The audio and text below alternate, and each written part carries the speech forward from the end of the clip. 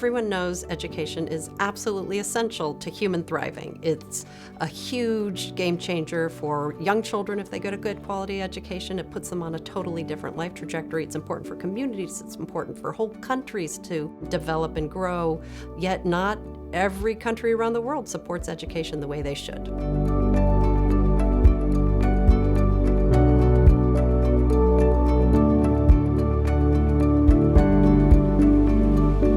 I think CUE has been a prime driver of the global education architecture that we have now. It was CUE's work which helped mature the original Fast Track initiative into the Global Partnership for Education. CUE was a huge thought leader in that process. And CUE, with its focus on scaling its millions learning work, has really helped us think through the barriers that prevent best practice and innovation becoming available to all. Coming from Brookings Institution as a lead think tank, I gained a lot of support from the highest level. I remember at one of the iftars at Her Majesty Queen Rania Abdullah's office, she informed me that when I told her I was going to Brookings, she actually told me that when I come back, who are the groups I could work with so we can create a change. Je veux dire, donc le Centre d'éducation universelle a accepté de nous accompagner dans la perspective d'asseoir des compétences au sein du ministère pour que nous puissions prochainement, si nous parlons donc de mise à échelle, avoir la bonne attitude quant à ce que nous voulons donc faire. La colaboración entre Red Papás y el ICUE parece más como una alianza, como un fortalecimiento para nosotros.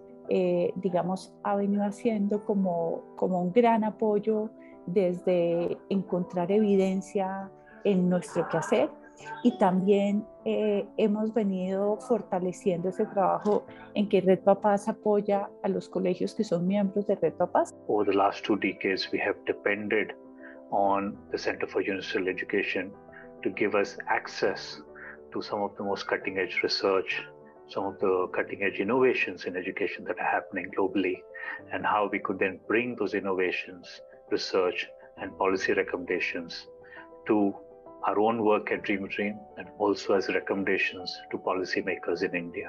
CUE is for me also massively generous.